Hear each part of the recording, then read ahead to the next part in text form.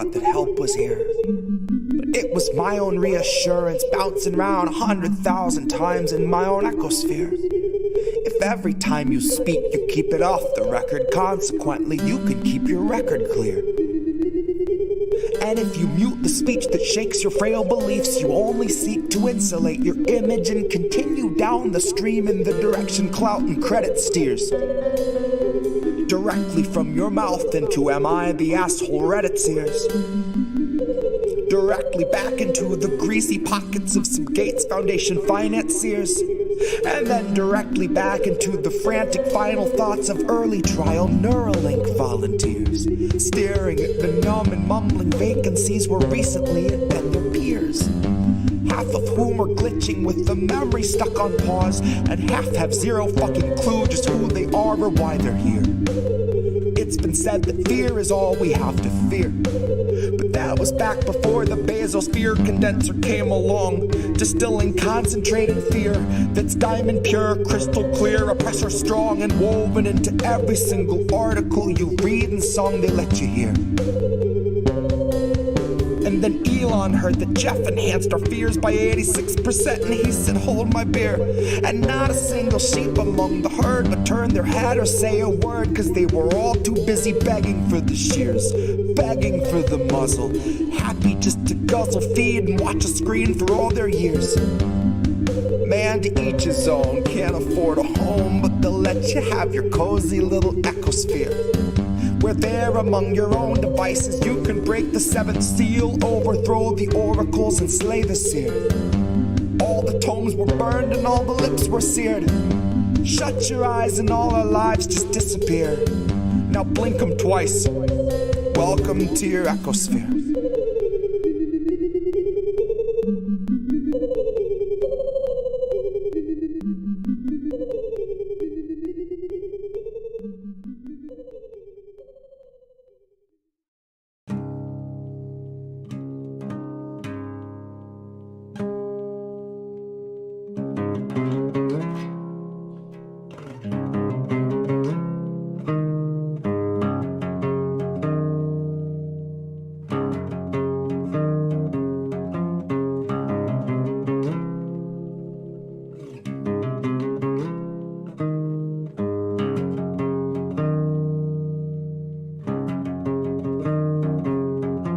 Legend says that Hercules swept Cerberus right off his feet and effortlessly set him down softly as a songbird.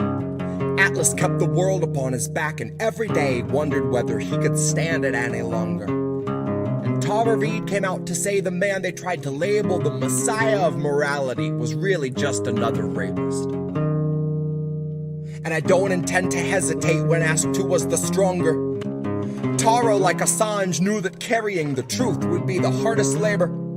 Tara knew that her assailant wasn't gonna make us any safer, and knew he's just the type of man to hand a decent foreign leader US printed walking papers, and knew he'd be relentless and aggressive in the war he'd wage upon her very character, that his attempts to weaken and degrade and embarrass her would be her only compensation. But I strongly doubt that anyone could ever have foreseen the stream of hate that came from quote-unquote progressives and the self-styled titans of survivor advocation. So if you really think there's something to be gained out of sharing your pain with the world, you are sorely mistaken. The Biden team just drug their feet addressing Tara's allegations. Until they had a decent list of smears, then they aired them out on every station. And it turns out no one wants to hear the truth of who they praised as being worthy of such bloated liberal celebration. That no one wants to really know the person they've so valiantly defended, even when it meant they had to gloat and shit all over someone braver than they'd be if given the occasion. Now cue the faceless comment squad invasion. Cue those fuckers crawling out the woodwork to come analyze the way you wore your hair and what you wear. Like your appearance waives your rights, or that somehow you're the reason for your situation. Somehow they've decided you should bear responsibility for what such monstrous men insist on doing.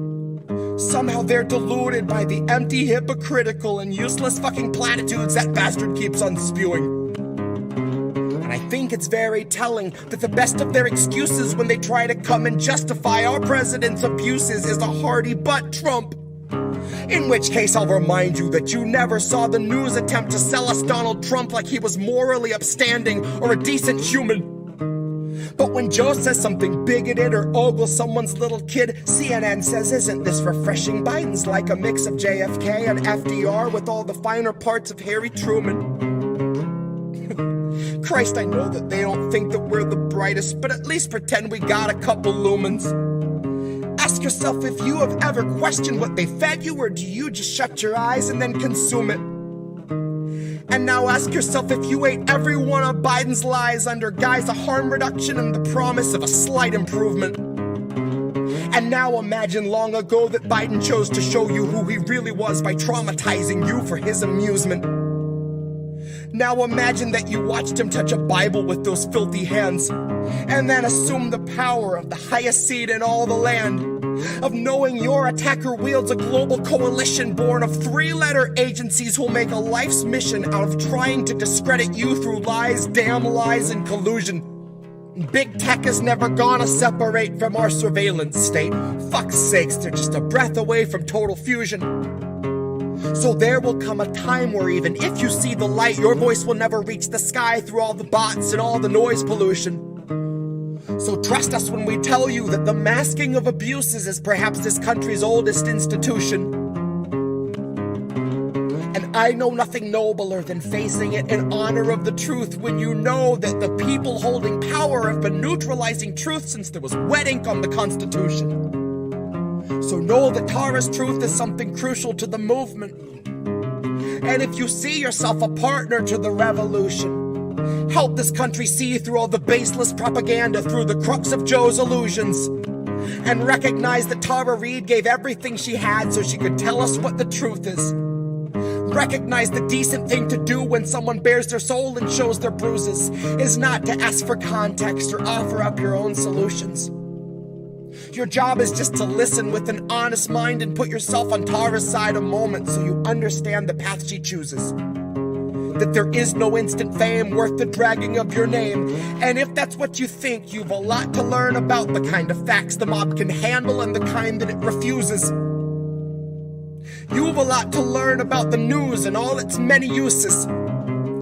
Guess you've yet to learn the truth the news will serve as fruit from which they've squeezed out all the juices. And we all eat the husk and just pretend it's full of nutrients and isn't really useless. But the jaws of our ability to yield accountability are absolutely toothless. So don't you kid yourself that any lips are being loosened. They won't ever tell us where the bodies are or show us where the proof is. It's on you to recognize the lechery our president so regularly oozes. It's on you to muster up some honesty and ask yourself how Biden won your trust, but it's America that loses. Open up your eyes and learn to recognize the bruises. Open up your eyes and learn to recognize the bruises.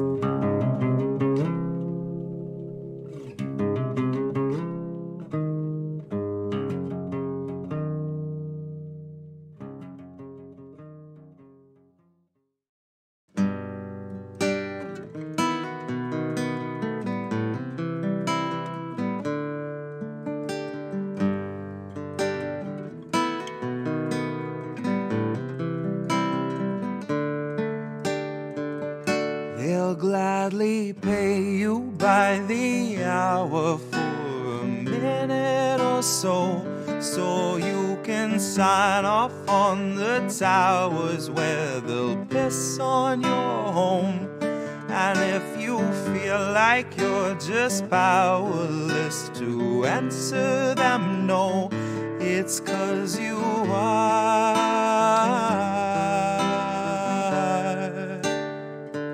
They'll gladly pay you by the hour for a minute or so, so you can sign off on the towers where they'll piss on your home.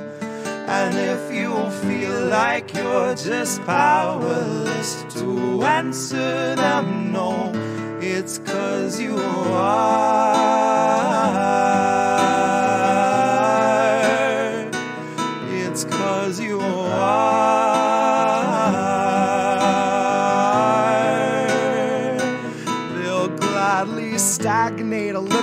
cage, snap the chains, bury it. Labor slaves in rusty cages dragged behind a chariot, led by Mr. Racial Jungle, Joseph R. Iscariot, fighting over scraps as they barrage us all with variants and BuzzFeed clickbait, straight until we're paralyzed, trying to distract us from the concentration camps that Joe had swore he'd close but only chose to amplify, where they got 50-something kids in cages made for 5 to occupy. And no, she hasn't seen the camps, but Harris swears they're paradise. She tells us the facilities are safe, and that right down to the women, they are regularly sterilized.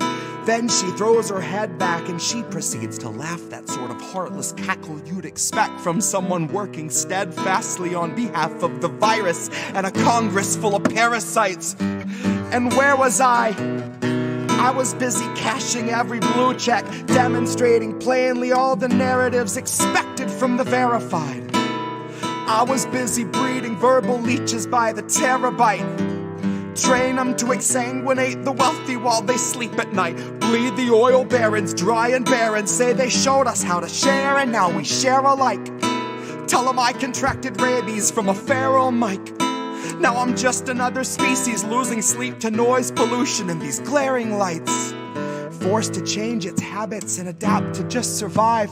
But now it's safe to say that some of us are thriving in the moment, throwing shit on presidential homes beneath the Paris skies. So if you feel like you're just powerless, I guess you bought the lie. But I can tell they're petrified of our collective might, 'cause I can hear those gentrifiers weeping at the sight of our collective rights. And I only can imagine the intensifying fear of knowing revolution's near, and all that's left to do is simply wallow in the thick anticipation of a rabid bite. And baby, one day you can ask your leaders just what that was like before you grab a slice. So if you think you're powerless, allow me now to change your mind. Honey, if you think you're powerless, allow me now to change your mind. See, they'll pay you hourly, tax them each apart, and build a shining tower out of loopholes and cards, and tell you that you're powerless to keep you in the dark, because you aren't, because we aren't. You see, they'll pay you hourly, tax them each apart, and make you build a shining tower out of loopholes and cards, where they'll tell you that you're powerless to keep you in the dark, because you aren't, because we aren't.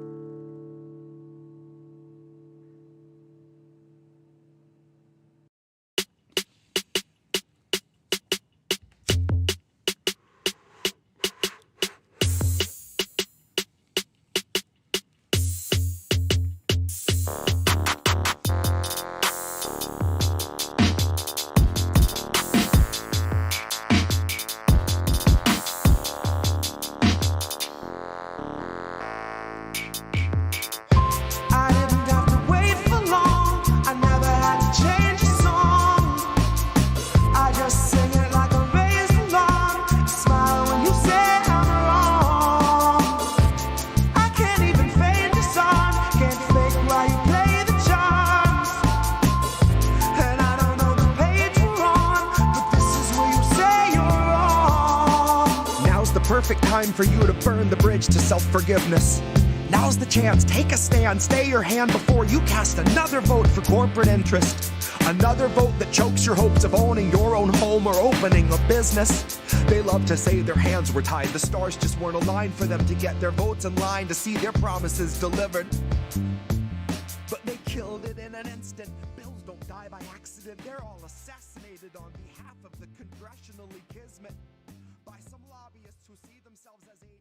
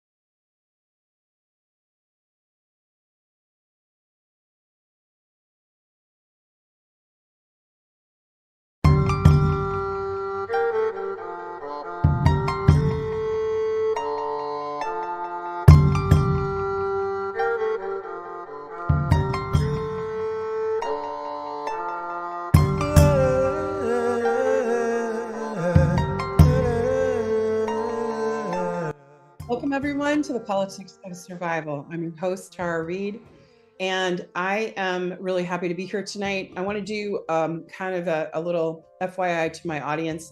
There's kind of a very windy storm blowing through where I live. And if you lose me, you'll have Reef, who will be able to talk with our guest, whom I have, who's live from Moscow, and I'm very happy. Before I get into that, though, I wanted to say a word of thank you to Dan Kovalik, who is a professor of law at the University of Pittsburgh School of Law.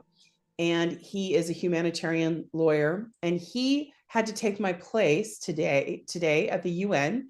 I was invited to speak about an issue, and the UN didn't really want to talk about it. And the Russians were trying to get this on, in front of the UN to talk about the weapons that are not making it to Ukraine and ending up in the hands of terrorists. Now, the president of Nigeria has talked about this. In Finland, it was discussed. There's an article, a really good one by the Gray Zone, Max Blumenthal, who is brilliant. Of course, Aaron Montes talked about it. CBS did a documentary about it. Up to 30% of the weapons weren't making it, but I think it's maybe even more or less, depending on what day you're asking. But there's been a lot of problems with this and no oversight and no accounting. So this issue had to get on the table, and Western countries were fighting, saying it was Russian disinformation. Well, it's not. A lot of legacy media, including the Washington Post, has talked about this problem.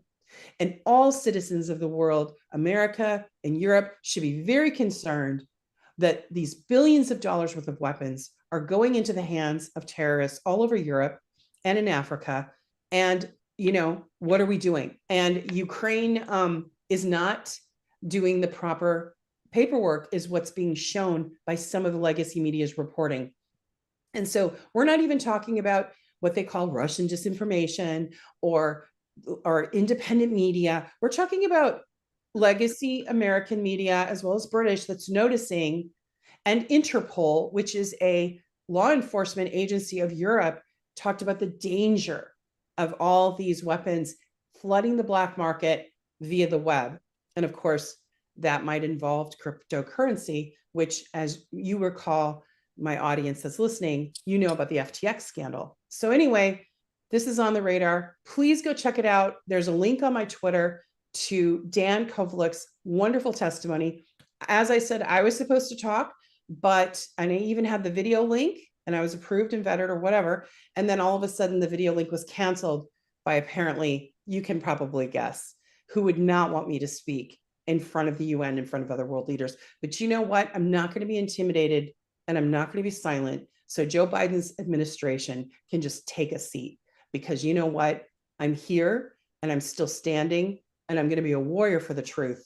And that's what we need. And I have another warrior coming on the show. Her name is Mira Terada. She was on the show when she was helping do interpretation for, I think it was like 2 weeks ago with Igor and Faina, about the website, the kill site from Ukraine that's backed by the Ministry of Kiev, the regime that's in place, that was placed in by the US in 2014. And this kill site, called the Peacekeeper site or something, and I don't know the Ukrainian word, is doxing and threatening to kill. And when someone has been killed, like a journalist, and there's been, I think, 11, and Mira can correct me if I'm wrong. 12. There are 12. 12. Okay. And so they are, every time someone dies, they put liquidated. It's disgusting. A few years ago, the US State Department called it a terrorist website. Why is it still working? Why does it say Langley, Virginia on it? What the hell is going on? And people need to be loud and talk to their representatives and say, take this website down. There's over 200 children's names on it. So Mira Terada started a foundation against injustice. And I want to talk to her tonight about this website, about her personal story and her experience living in the United States, and a lot of other things. So welcome, Mira, and thank you for coming. Thank you, everyone. Thank you for inviting me, Tara. It's such a pleasure. Yeah. So fired up tonight. Yeah. So what happened? Oh my God. I lived in the United States for 8 years. I've been going back and forth, but the total amount of time I spent in the United States, 8 years. So US for me is like a second home. I lived in Washington, D.C. I lived in Houston, Texas. I've been traveling around United States. I have many friends, relatives living there. I have partners who I work with in the field that I'm working on right now. I will tell you about it a little later. And while I was in the United States, I got married. I got married to American citizen, and he was originally from Asian country, and so he had Asian mentality. And later on in 2018, I've been traveling to Europe, and I was traveling to Spain, Madrid, and I got arrested in Finland, in Helsinki, where I had a layover. And 43 days later, after I've been already in custody, not even in jail, but straight in prison, in male prison, they gave me I'm cell. sorry. Could you go back for our audience? Why were you arrested? 43 days later, I found out that Washington Interpol issued an arrest warrant for me. And I was accused of conspiracy on drug something. And then 4 days later, after my arrest, there was another arrest warrant issued, as I found out later, conspiracy on money laundering. So I had over 6 months of long fight with the extradition, but I lost that fight. And the following day, after extradition decision was made by Minister of Justice in Finland, he quit his job. Oh, wow. And yeah, and 3 days later, I was picked up by the U.S. Marshals and was extradited to U.S. To the detention center in Alexandria, Virginia, where I spent about 10 months. I still was not indicted by that time. All that was happening only based on a criminal complaint. And later, 10 months later, I think I was indicted. And then I had to sign a plea on one count of conspiracy on money laundering. There was no way I could prove my innocence. By that time, like a year later, my ex-husband was arrested as well. And he gave a testimony to the Interpol that I didn't know about anything. I was innocent, and I was hoping that he would go to my trial and testify as well. And I had a couple of witnesses that could testify on my behalf as well. But in a weird way, like a week before my trial, my ex-husband disappeared. He was supposed to be transferred. He didn't waive the he did waive extradition, so he was about to arrive to United States before my trial. And then all of a sudden, the people that were helping me from outside, they couldn't find him in the Czech Republic, where the jail that he was held in. And he did not arrive according to our information to the US, but actually he did arrive. He was held in the same jail and he was hidden. And as soon as I signed the plea guilty, the following day his information appeared in jail. Same jail, just like a floor above me. And it was a long story because I ordered us keep separate because it was very difficult marriage. I was terribly abused, not only in a way of just as you would imagine how physical abuse would be, like he would push you or punch you or slap you or something like this. He was torturing me. Like he had Japanese roots, so he would do the weirdest stuff. Like he would tie my wrists and ankles with the zip tie locks. And he would leave me on a tile floor in the kitchen like this, like just tied up. And he would say like, you have 20 or 30 minutes to get out. And like, I don't know if you know, but the longer you try to get to take them off, then more tight I become on your wrist. So like it will cut my wrist, still blood. And then like, and he would say like, you have 20 or 30 minutes. And he say, if you won't do this, you will be punished. And then he comes back to the kitchen with like knife like this. And I remember he sat behind, like he set me on the floor and sat behind me and hugged me with his knees, you know, from behind. And like he put the knife to my body. And I thought that he would stab me in that moment, you know, but he did not. Then he just cut off the ziploc. And then like he would tase me in the car when the car is locked. So like I was able to just drag twice the handle in the car door, and I fell out of the car when car was moving just because I didn't want to be tased no more, you know. And he would do just weird stuff like that, like a clear torture, you know. And he looked like he was getting pleasure from this. So I don't know, his eyes looked just crazy. And he knew that he had a great like behavior issues. He even took classes. It's officially on his record in the United States that he tried to change, you know, and was like when he was making this little tries to these changes, I believed him that he wanted to change, you know, and I remained staying with him. And like this is issue of many victims of domestic violence, that we kind of depend I guess it's codependency in a way to the person who abuses us, who tortures They call it us. Stockholm syndrome. Yeah. You start. It is, yes. And one day, with his aggression issues, he wanted to shoot somebody, and he ran to get it. Was happening at the apartments where we lived at that time. And he ran into the bedroom to get a gun, and I ran after. Like he said, like I'll kill him. And he ran to the bedroom, and I ran after him, and I met him already at the door entrance when he was holding the gun. And I started trying to grab his arms to stop him, and then he shot me.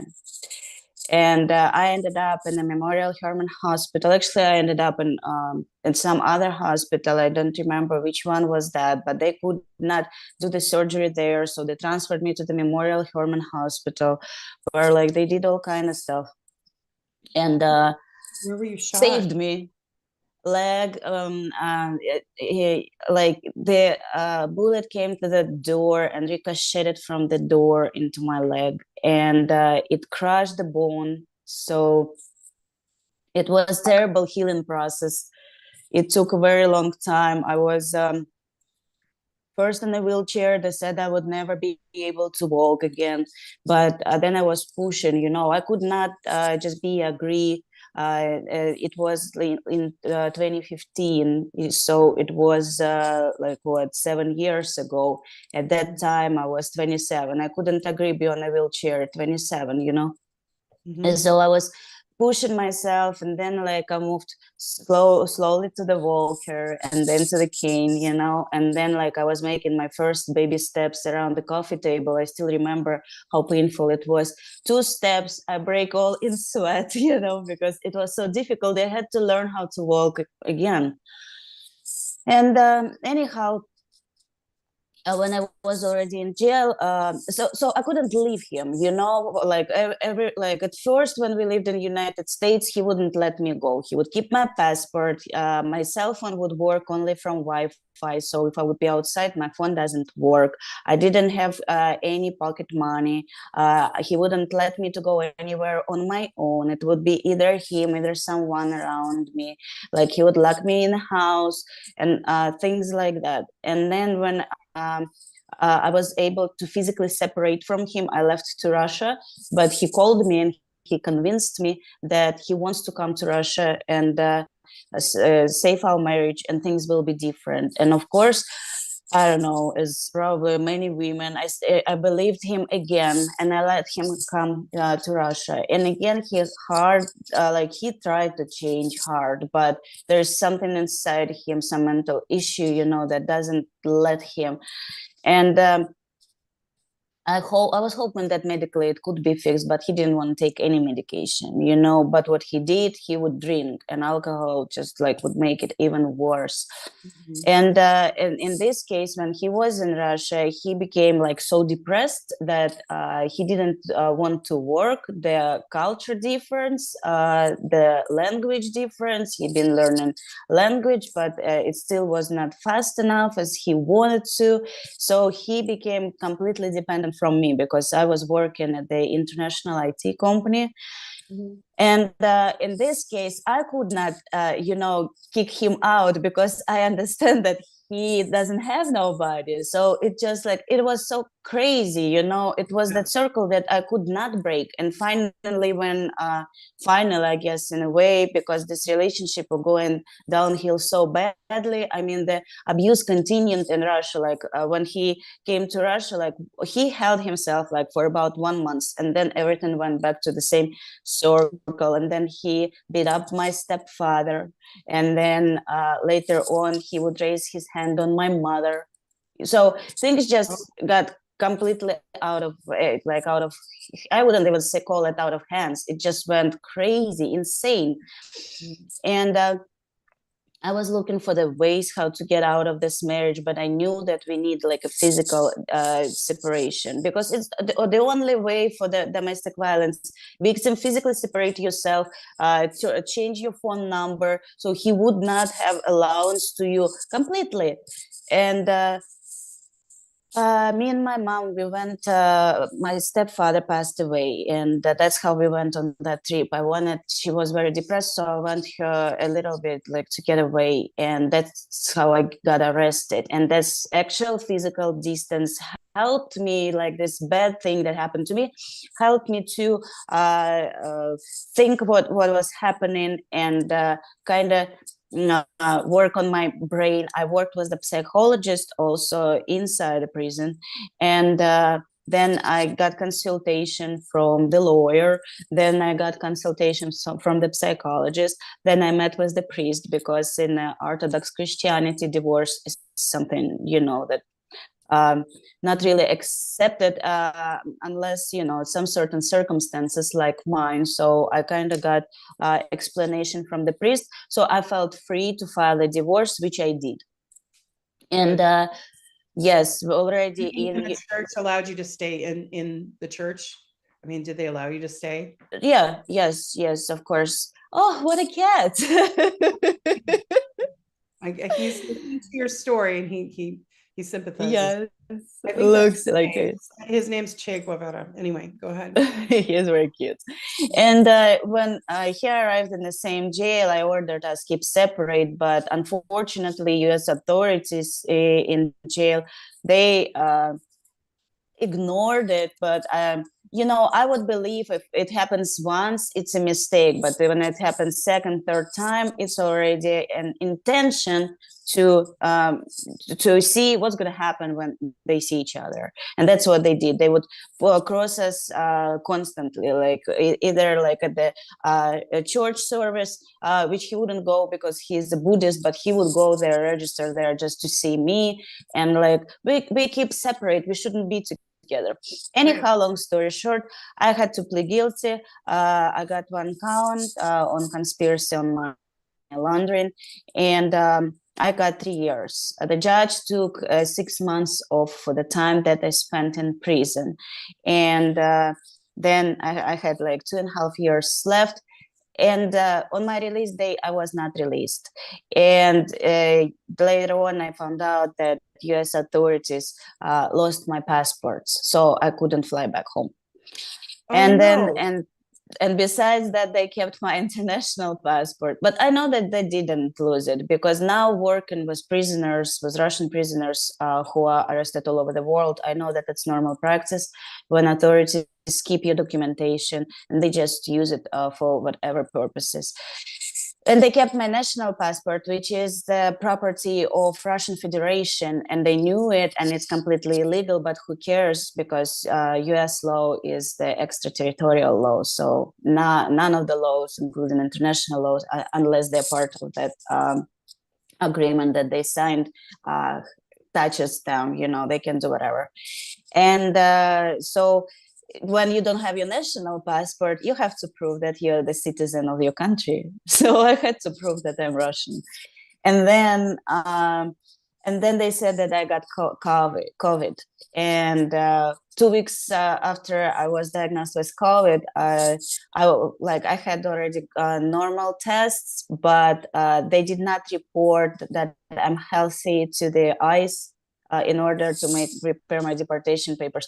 So they kept me extra 4 months. Like without any actual reason. Did the Russian government help you at all, or? Of course, they were trying what they could, but it's like, one side field game. Like they would write something and they would not get any response. And I had an attorney already at that time, the hired attorney, because before I had court appointed one. This is another hilarious thing. If you're a person who launders money or who conspires to this, you probably do have money. Like in my case, I had court appointed attorney. And I mean, like, it was just ridiculous. Like the whole thing. Do you feel like there was a reason you were targeted? Other than, I mean, were you targeted is what I'm asking you, by the US government, or what is your opinion about this, or your opinion? I'm confident about it. I actually wrote an autobiographical book about it, and I made 4 different guesses why that happened. I'm confident that I was targeted, and I know that in all those, whichever case that was, I was used as a... I'm sorry? The name of the book is the Hostage of Country of Freedom, 888 days in American prison, because that's exactly like how long I spent. 888 days. Weird number. Is it available on Amazon or anything? Is it available? It's in Russian right now, but we are working on getting it translated, so English speaking audience also can read it, because it's interesting experience. It's very easy to read, and I'm not only talking about my story as much I talk about people that I met and their destinies, and how everything works inside, and how opposite it is from what you dream of when you go to the United States. I still love that country, don't take me wrong. I'm not mad about what happened, because it's not the people who did that to me, it's the system that currently is in United States that just chewed me and spit me out, in order just to use me as a tool in whichever interests they try to follow. And when it doesn't happen, when you cannot be used and controlled in the way they want, they just chewed you and spit you.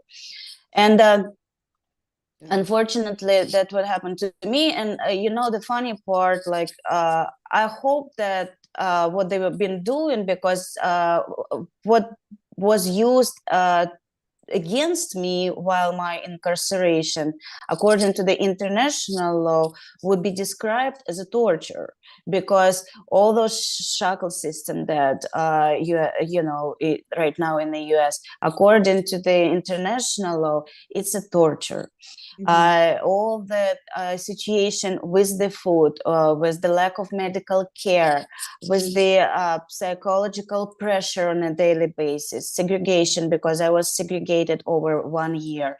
I was not outside, I didn't have any fresh air for over 10 months. You don't have a mirror, you don't know how you look like, you don't have a watch, so you will be lost constantly. You don't you don't have clear windows, so you don't really know, is it day, is it night, is it winter, is it summer, only those weirdest shadows. And all this, according to the international law, is torture. The fact that I was shot was used as a pressure toward me also, because during some time after you're supposed to go to sleep, they would turn on the sounds of shotguns, So it's just ridiculous. And while you were trying to sleep, they would Yes, and then while what was the purpose of that? Just to torture? It's a type of psychological pressure because, of course, it's a torture because you do have flashbacks, you do have phantom pain, and all the type of things. But every human being can adjust to anything, I guess. And like, yes, you are tortured first week, but then like every day you get better and better and better, and every day you go through this pain. But then like you either accept this pain in a different way, either you just learn how not to pay attention to it and focus on what's more important. That's where I learned how to meditate like really good. I thought I did meditation before, but that's the probably a point of my life where I learned how to focus on what I need to be focused in order not to notice what's happening around me. And and then like they wouldn't let you sleep because they would go like making their rounds, and they either will use the flashlight, which is like, if you will light something like this, it does like quickly in a little window in your door, it does remind you against shots, because when the gun shoots, you see the light like quick, and that's what they do again, and then they would either keep you in a completely cold place, or they would keep you in a hot place, like changing all these temperatures and all this medication stuff. Like you don't know what medication you're taking because you don't see the box. They would bring it to you in a cup, like, what are you taking? You have no idea, and all these crazy reports. I remember like I moved to one prison, and I was there only for 3 days. It was quarantine. And so I don't go anywhere outside of myself except for 1 hour a day. And in 3 days, they had like 60 pages paperwork on how I behave, how I raise my eyebrow when I'm reading a book. But how do you know if I don't see an obvious camera in myself? What does it mean? It's just disgusting, like if you would. And then like I had some amount of time when I had to live in a cell with the camera that like working 24/7, and then like they would put you through the through the strip searches. And then like my extradition process, for example, was without any female.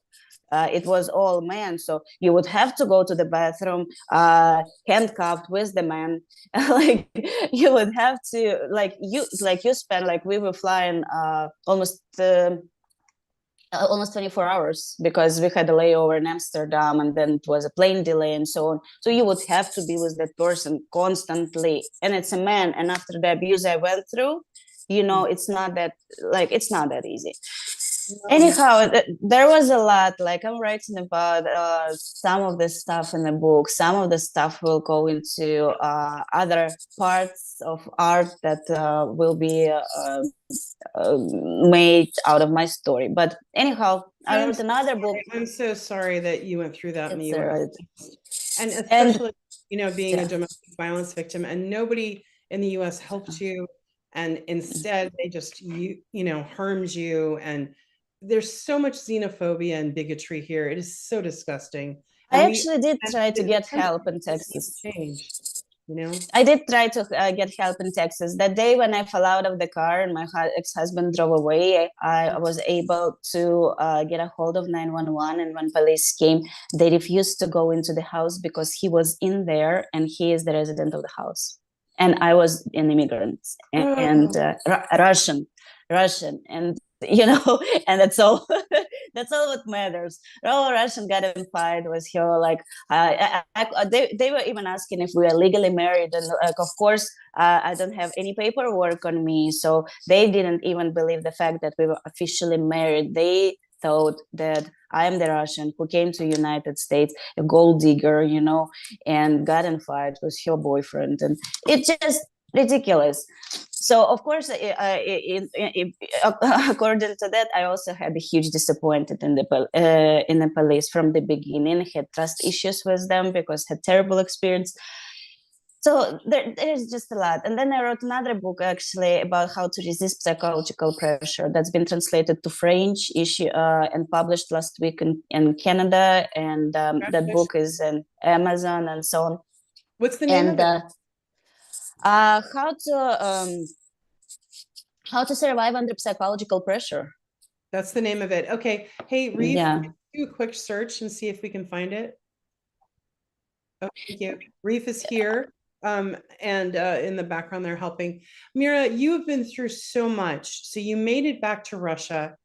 And I would think, like, I mean, that you would just want to, like, you know, have a banya, you know, and like have your job and like put it all behind. But you actually started a foundation I to help did. others. So that's really something. So could you kind of talk a little bit about, first of all, what it was like to come back to Russia and adjust, but then to what prompted you to start your foundation? And we'll wait for Reef to try to find that book. And if you can't find it, we'll try to get a link another time. Yeah. And so what happened was, not only the Russian government was helping to come to get me back home, but there were also human rights organizations that were helping me, and they. When I came back, there was one person, right, who was helping me. There were many, but one particular person was also helping me. His name is Maxim Shugaley. He used to be a hostage in Libya, in Tripoli, a prison called Mitiga, the terrorist prison. And they held him there for a year and a half without any charges or anything, and as a hostage, him and his interpreter. It's a very famous story. And when he got released and came back to Russia, he headed the foundation too. And my mother approached him, asking him for help. And he was one of the people who was helping me. And when I came back, he picked me up at the airport.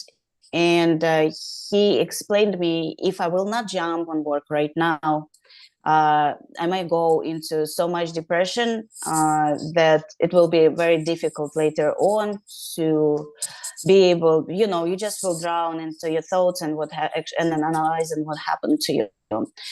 And I did what he suggested. He helped me a lot to get through this situation. And then I did not founded this foundation. This foundation was founded in March before my release. I was released in May. But when I came back, I was offered to head this foundation, and I accepted the offer. We did the series. Before that, we did a series of interviews. I can send it to you. It has like 10 parts where documentaries where I tell about what happened to me in the American prison and in the whole case. So I could give you the links, and if it's interesting for the audience, they could watch it as well. Yeah, he's got the links up right now. So Reef does for the audience. As you can Okay. see it on your thing, but he's got them up. Okay. And so the foundation works worldwide to address the human rights and violations, supports civil activists, supports prisoners, provides legal assistance, provides informational assistance, judicial. We fight against police brutality, political persecution, and all types of repressions all over the world. And that's how I started working against the kill list also, because the girl that we had interview with 2 weeks ago, Faina Sevenkova, she found me on social networks, and she wrote me as my colleague, as my young colleague, as a writer, because she also a writer. She writes books, she writes plays. And we were talking about writing, and then she told me that she is on kill list, and I was like, wait a second, like I heard about this kill list. A lot of people that I know are on it, but what does minor do on it? Yeah. And I asked my colleagues, file doing on a kill list, yeah. And what could she do to get on it? And I asked my colleagues to check if there are any other children Mhm. So in total, we found 327 children that had opened profiles, because there are also profiles on kill list that are under password. So you cannot really you see who is there and what information it hides. And like, I'm really curious about who has those passwords, who can look up that information. I mean, And that's mhm. what I was going to say, Mira, is that's not just like with the, I mean, what our audience needs to know is what Mira's talking about. This website doxes people. So it puts out their home address, all their information. We had Faina on last week talking about this, or 2 weeks ago. But the other really remarkable thing about this is, I mean, it could lead to human trafficking. It could lead to, they're vulnerable, I mean, it's horrible. I mean, so Yes, go on with what you're saying. it does look like a pedophile menu for real, because like you would open those pages and it has their picture, as you said, home address. Faina had situation when some random person showed up at her house and said that he found the address on on kill list. It's called Mira Terada in Russian, and so, and it does prove how dangerous it is. And then you see all those people that were murdered, and it marked liquidated.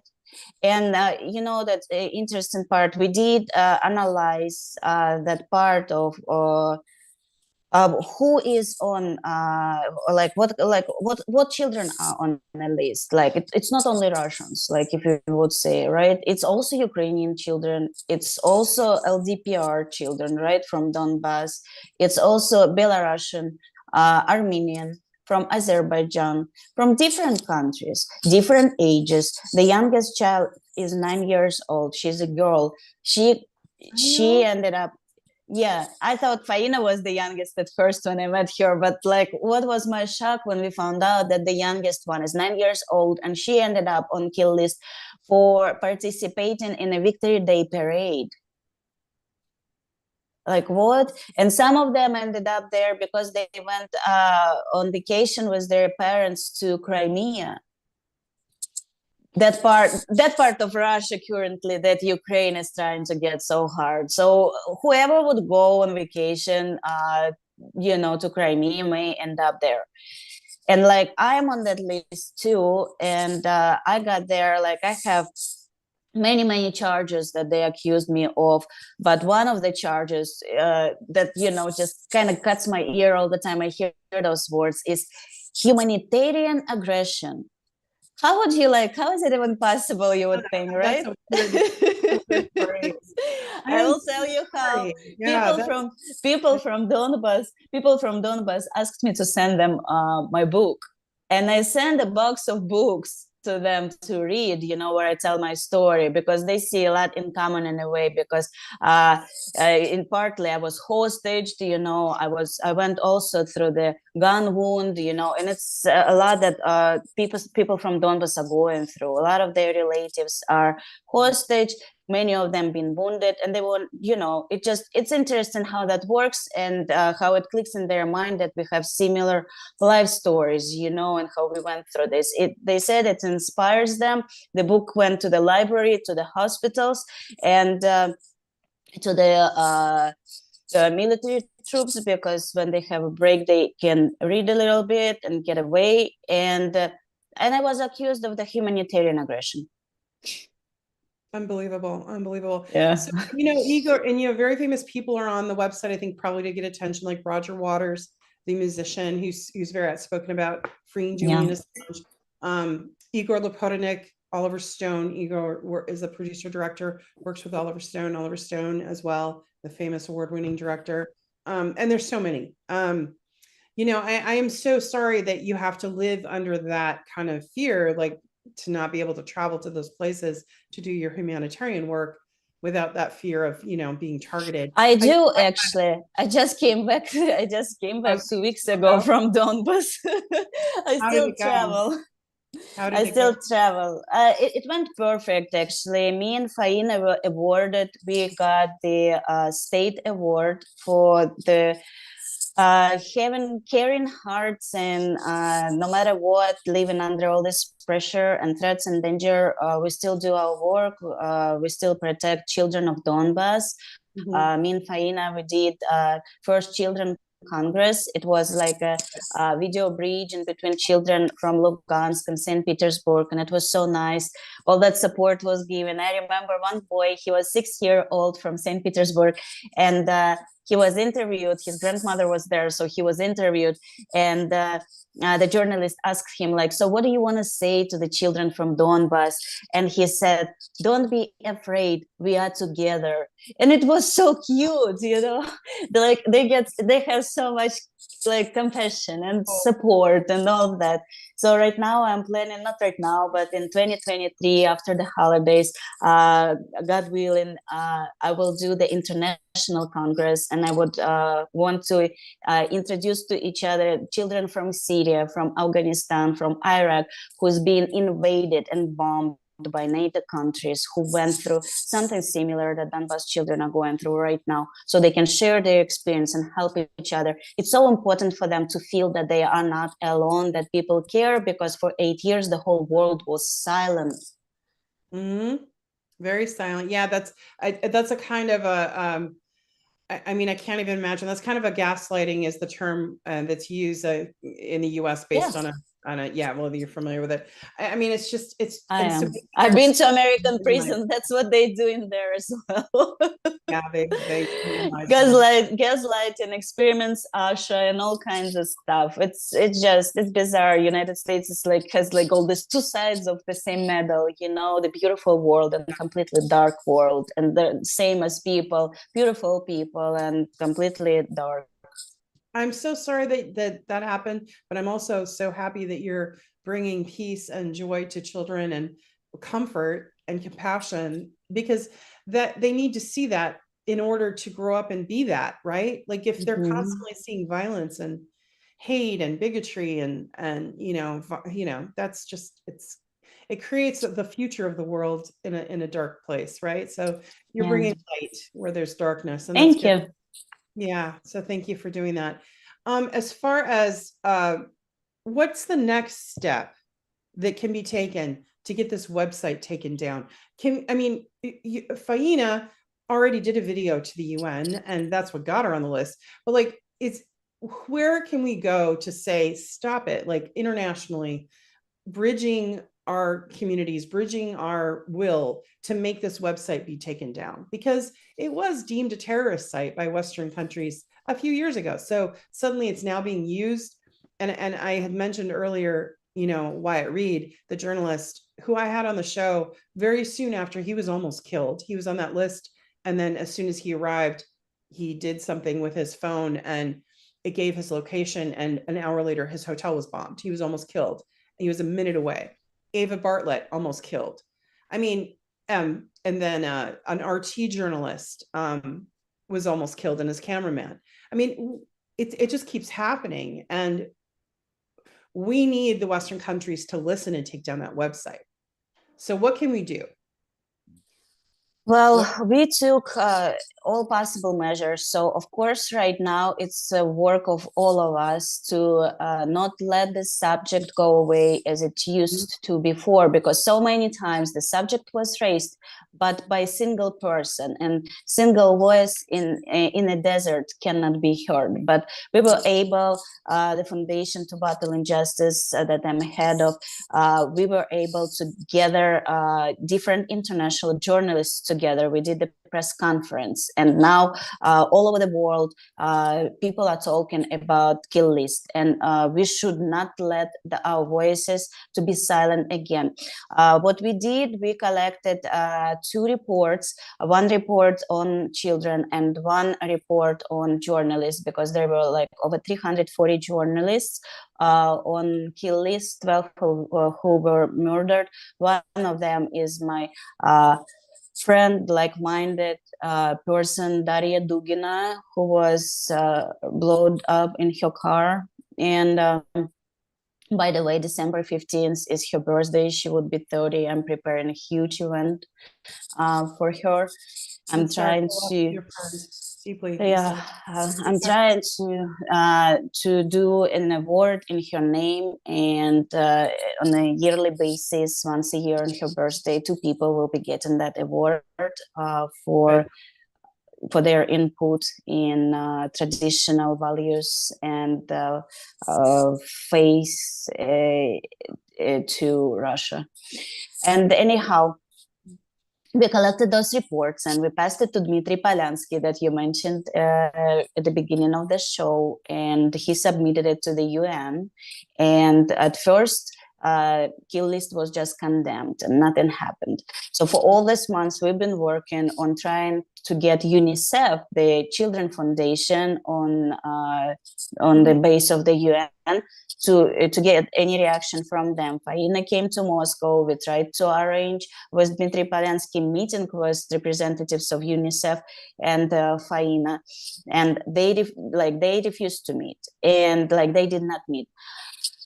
And it's already a second time. At first, UNICEF they wanted refused to meet with Faina. They didn't respond. They ignored completely. First time, a year ago, they wanted to meet with her, and 2 days before the meeting, they canceled the meeting. This year, they did not meet at all. And then finally, this week, we got first response from UNICEF, the public response, that they condemn, of course, and it should not be working. They made the opinion. But to me, it's a half measure. Yeah. They have to demand. It's in their power. Now, absolutely. What about approaching a celebrity because you know how they use the celebrities to, they're using a lot of them to go for prop up the Kiev regime. And those are neo-Nazis, some of them. So why can't there be a celebrity to deal with protecting children?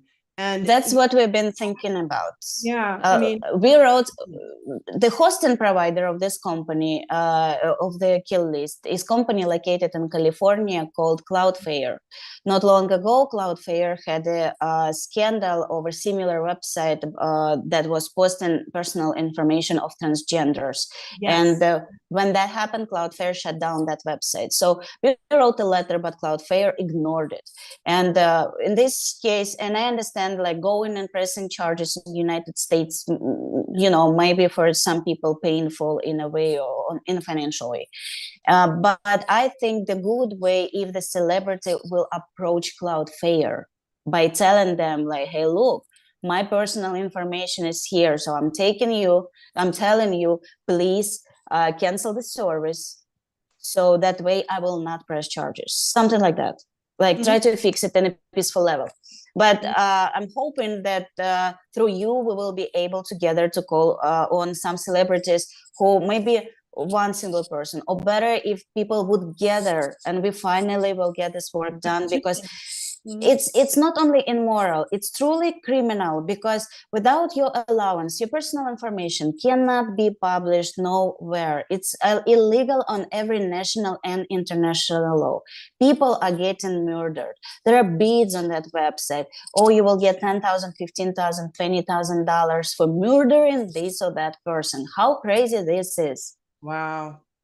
I can't believe it. Yeah, that's just awful. That's just awful. So I have, so if Reif, can you pipe in here? Has there been any questions or messages for Mira right now? Other than you saying how terrible what she went through was, but I think Mira is the author of 2 biographical books: Hostage of the Country of Freedom, 88 Days in American Prison, and Freedom of Thought. I think if you look for those. You can find them on his audience. And I'll make sure there's it's in the description as well. And we'll find a way through this. I think it's just being very we keep bringing this forward and forward and forward.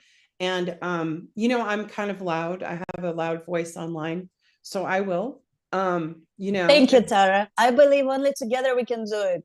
Yes, we can, and we don't need a celebrity. We don't need you are the celebrity. We don't need their PR machines and all that stuff. We can do this grassroots, and we can pressure this to happen. Now, has the UN responded at all or allowed you to speak about this to the UN? No. No. Let's do that. Let's do that, because you know what? Faina was put on the kill list because of her video message to the UN. So they bear responsibility to protect her.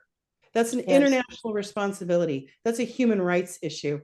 And, so let's talk to the Russian ambassador. Let's talk to the American, that's involved, some of the staff that's involved with the UN. And let's get this done because it's important. And, Max Blumenthal did a beautiful piece about, you mentioned your organization and talked about you and also Faina and a video. I've had Faina on my show, but now we need to go to the next level and we need to get this website shut down. Thank you. So it's important. So it's a priority. So you have my commitment that we'll fight for this. Okay, Mira? Thank you, Tara. Thank you. And thank you for everything, all your strength and for all that you do. Now, is your life, you have devoted so much time and energy to helping other, survivors, but is your life in a calmer place? Are you finding peace there in Russia? And are you able, now to have that in your life? I am absolutely at peace. I am the peace. I feel totally happy with what I do. I not only run Foundation to Battle Injustice, I also founded another organization that help people all over the world, including women who went through the similar situation, or men, because sometimes men become subject of the abuse. Unfortunately, everyone is different.